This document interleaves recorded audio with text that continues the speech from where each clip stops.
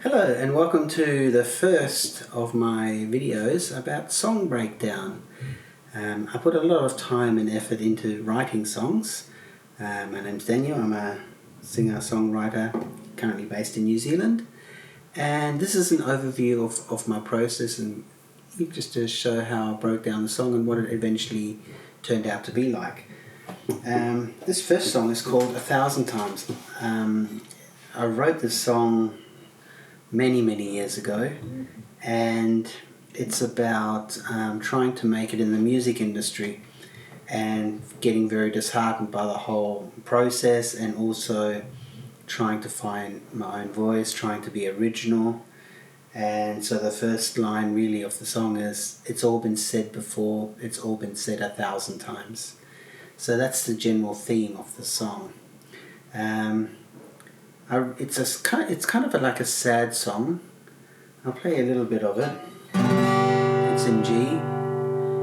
And it's all been said before, it's all been said 1,000 times.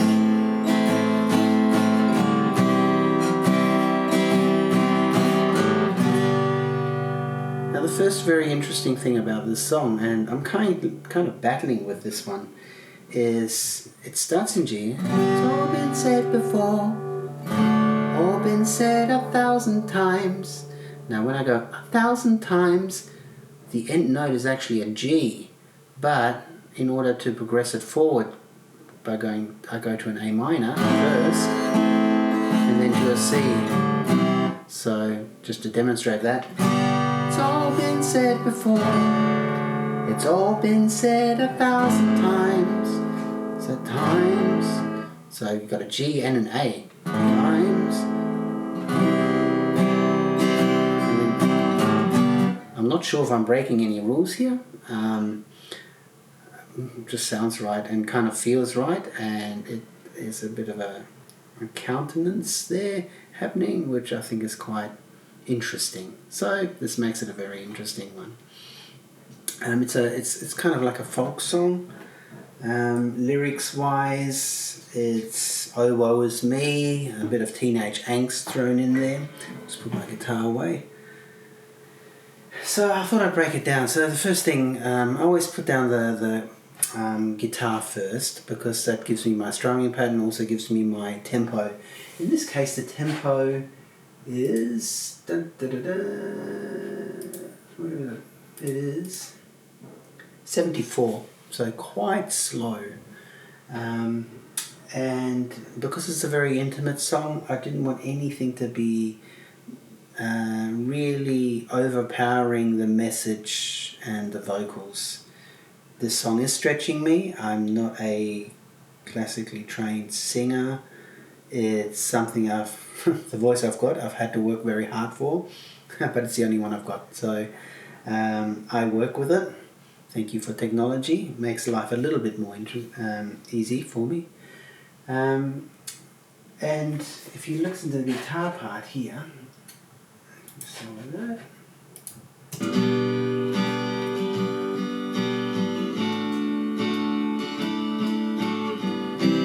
and that then gives it the feeling of the song, laid back. And from here on, I will then start introducing other elements. The first element I usually do, once I've got the guitar track in there, is to start adding a beat.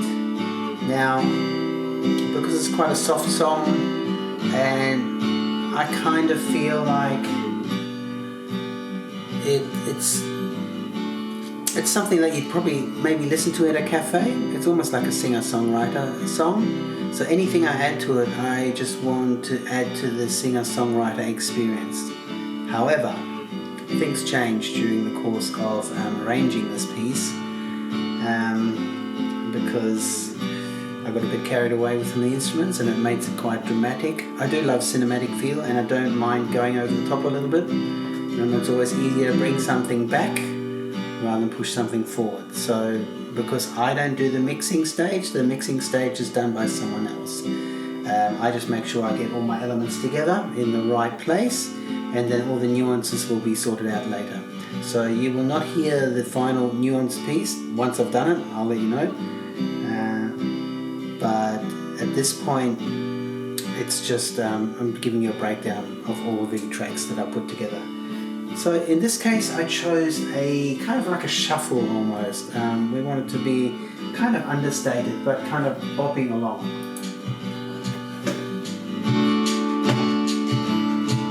If I get rid of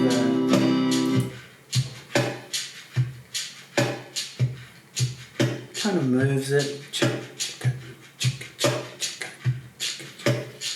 It's actually a, I think, what's it called?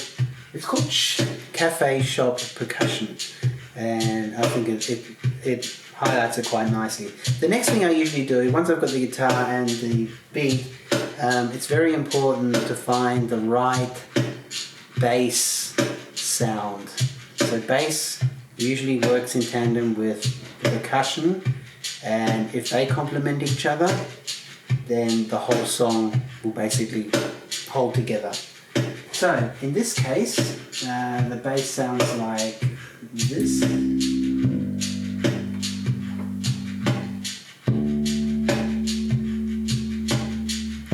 Very understated, just hitting the main note of the chord.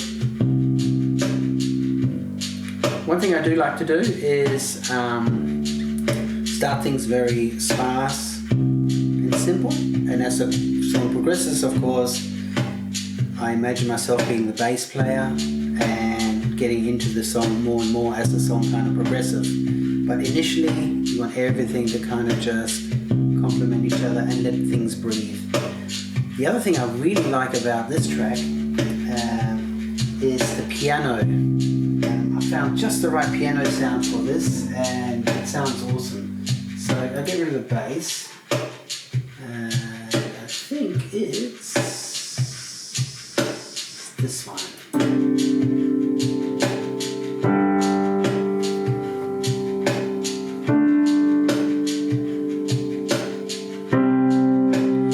Beautiful. It's just a simple chord. It kind of sounds haunting in a way.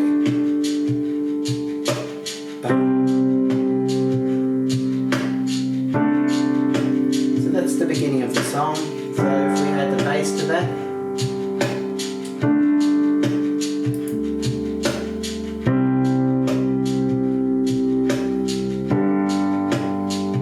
It's on a loop, so that's why it sounds a bit odd. So that really works beautifully with the feel of the song that I wanted initially. Add the guitar in there.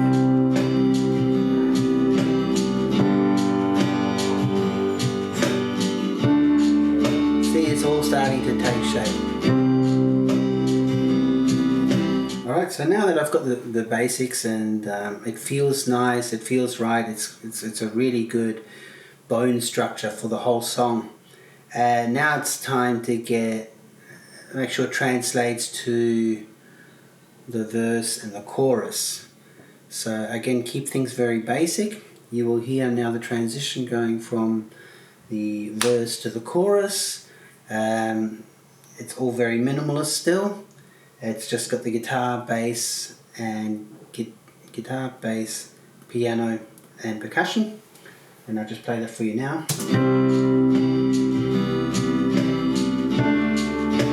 Going into the chorus.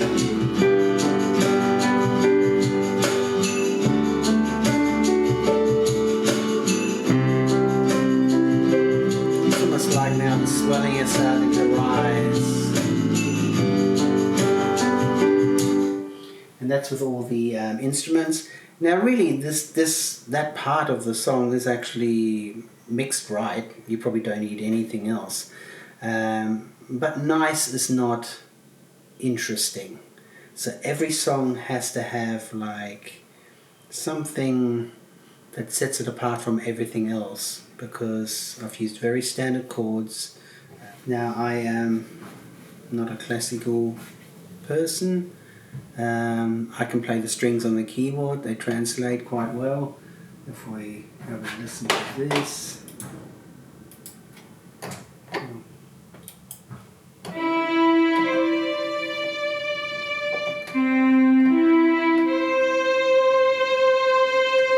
So you don't need to be super trained in strings. Of course, nothing beats the real thing, but in a mix, everything is kind of balanced and working with each other anyway. So if something sounds like a string, you'll accept it as the string part, whether an orchestra is playing it or whether a keyboard is playing it.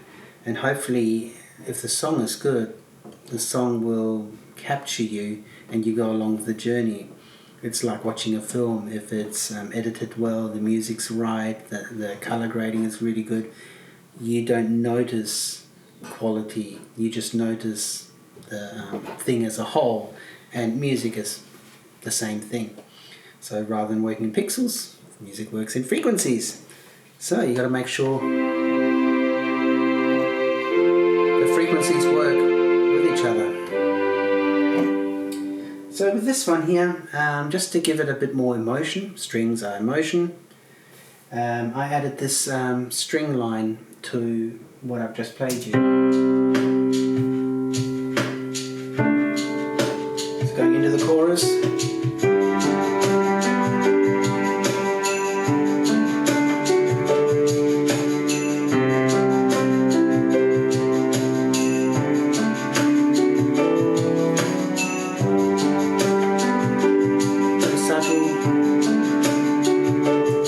By the time it's in the mix, it really just be really low. It's almost like a little filler, a padding. And it slowly foreshadows the string sections to come. So if we put the strings along with our guitar and our bass, it sounds a little something like this.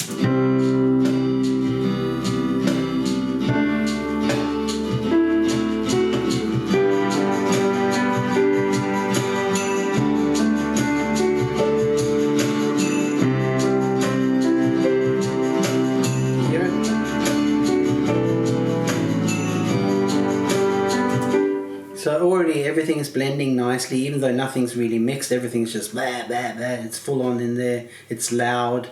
So yes, things are fighting each other a little bit, but even within all the intensity, it's like a puzzle. It fits together and it works very nicely. It's all sort of in the mid-range at the moment, so there's nothing really low, I mean apart from the bass, but there's nothing really high to entice those higher frequencies yet. That is to come. So things are going to get experimental now. So in order to now take something that sounds, oh yeah, that sounds nice, how do you make it sound different than all the other songs that are out there? Well, the only way to do that is to use different instruments that other people wouldn't use, or a combination of those that people don't use. And the trick is to be subtle with them. You introduce them, it can be like, usually there's a main instrument. So who does the solo? Is it the guitarist? Is it the piano? Do the strings take over some part of the song? You kind of have to weigh that up as you go. So in this case, I used a guitar. At first I wanted, maybe try a rock guitar, and but it was too strong. And then I also like classical instruments like the oboe and even the flute. I thought, it's kind of nice and sweet. Maybe it's a flute thing. And I tried a flute. It was too overpowering. And the strings are already doing their bit. There's really no need for the flute to be on top of that as well. I needed something that pop, but is subtle. And so what I found was this little wee instrument.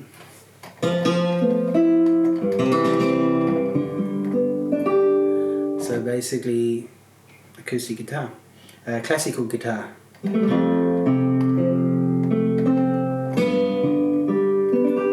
Just enough to cut through, but without totally taking the song over. And I think that works very nicely with what I've got out. Now the other thing is, actually I'll play that, no wait, I'll play that after. The other thing that I wove into it, can't stop there because I've got 100,000 instruments in this little MacBook here, so I don't mind trawling through, just see what works, because the more I can find and the more subtleties within the song, the more original it sounds. So you don't want things to sound the same. And also, it doesn't matter how much you put in, you can always take it out again. But as long as you just throw everything in, make sure it's got its place, come mixing stage, if it's too much, take it out, you know. But if you need something extra in that little bit there that's sounding just a little bit boring or flat, you can introduce something that, you know, the composer has already put in there. It's very hard to then go, oh, this section sounds odd, or there's not enough there, and, you know, it's very costly for you to go back into the studio and add things later. So try and be as efficient as possible. The other little gem I found is called Summertimes.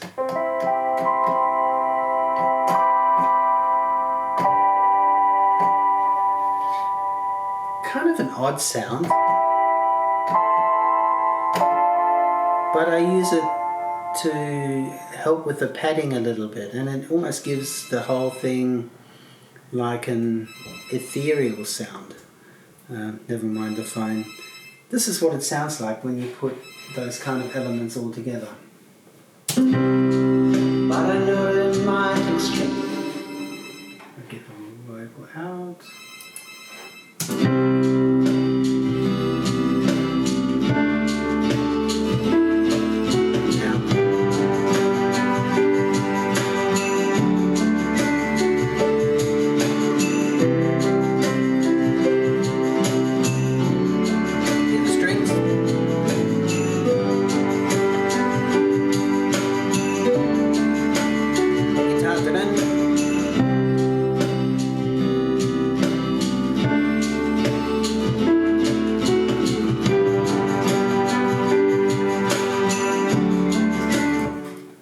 This is what the guitar's doing, just helping with the chords. And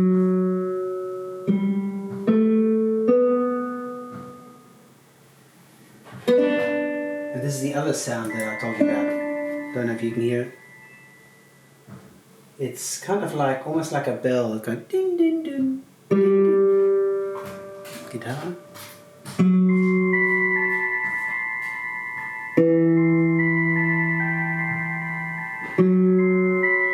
Very subtle, but it just fills in the gaps and makes everything just shine.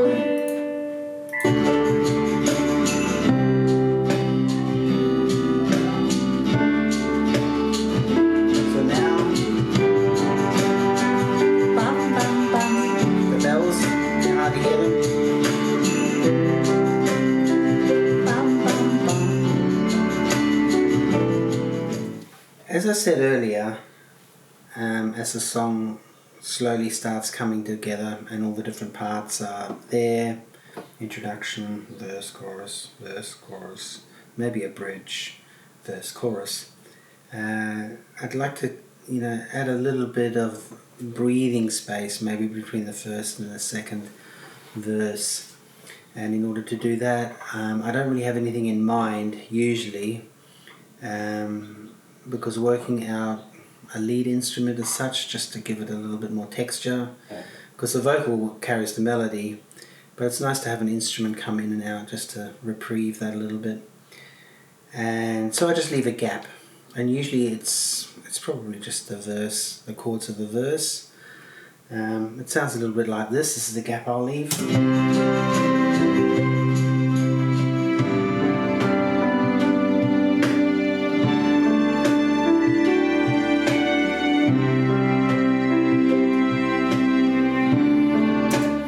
So it sounds pretty good. It's a nice pad and the strings do a lot of the work, but there's something that would enhance it even more. And I started foreshadowing the classical guitar early on in the song.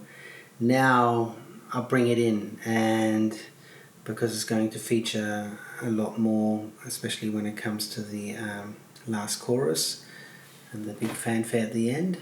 So now you get to hear this instrument sit within the instrumentation. It sounds like this.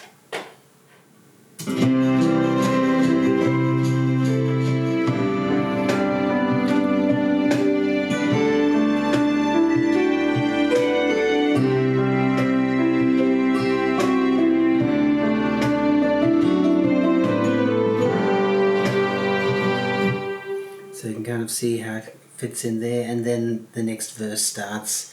Just something a little bit interesting. The strings are very dominant in that one, so they'll be pulled back in the mix. You might not even need them. It just depends on what sound works within the big framework. Another thing about this song that I'm really proud of and kind of discovered just by playing around is in the string section, especially as the chorus starts to lift a little bit and all the instruments going a bit crazy. I got the strings to something a little bit unusual. Now, bear in mind, I'm not classically trained, so I go by what kind of sounds right. And playing around with the string sound,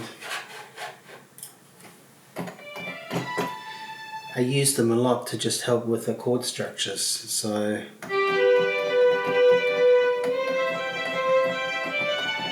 you hear some of that kind of going on in the back, but when I do a final pass of the strings, I try to pretend like I'm a violinist and I'm going with a song, and suddenly I need something in there that boosts it and shows off my skill level as a violin player. Now, not having that skill, I tend to mash things. So if it goes so I'm just whacking the thing. So I get my idea in there, and then it becomes about meticulously working out, well, what is that? How do I do that? How do I involve that? So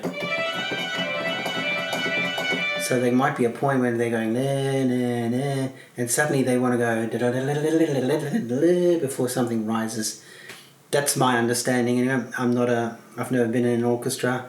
I've just heard some of that music, and I try and incorporate some of those themes.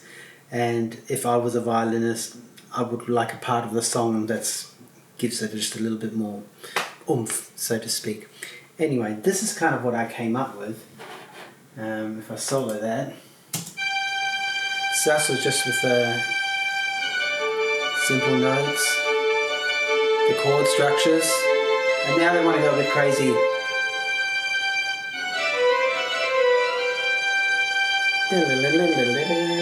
So only violins can play that fast, unless you're on a keyboard kind of thing, live. So I thought that sounded really cool. I'm not sure if that's going to stay in the song, or whether there might be, maybe I didn't get the notes quite right. But this is what it sounds like altogether.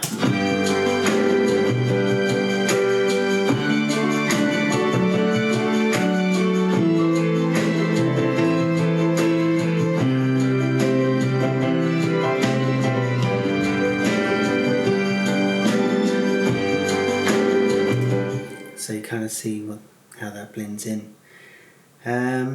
Anyway, I hope you find this interesting, informative. I know when I was starting out making music, I would have loved things like this. So what compose? I'm enthralled how other people compose music, and I admire their viewpoint on things. I can only go by what I kind of do and what I kind of like, and it's served me quite well so far.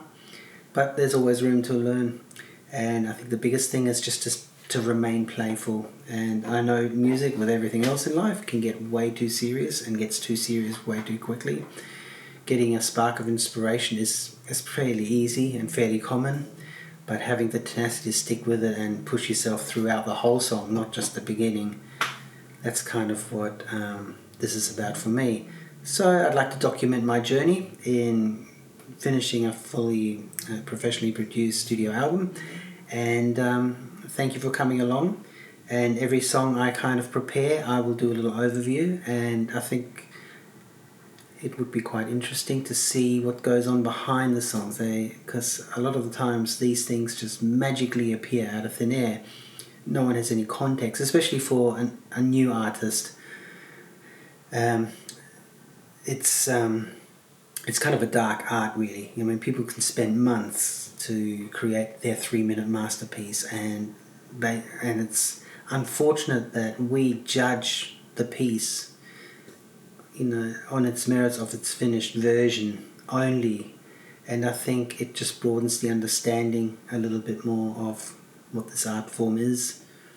And everyone has their own journey and everyone prepares things differently, but this is the way I prepare things, and subject to change as I get better and as I get more adventurous and as my skill level rises. So who knows what comes up, but I'm not afraid to be experimental, and sometimes I do things that don't quite work, but like I said before, it's easier to take things out than put things in. So stay tuned. I will have another song for you at some stage.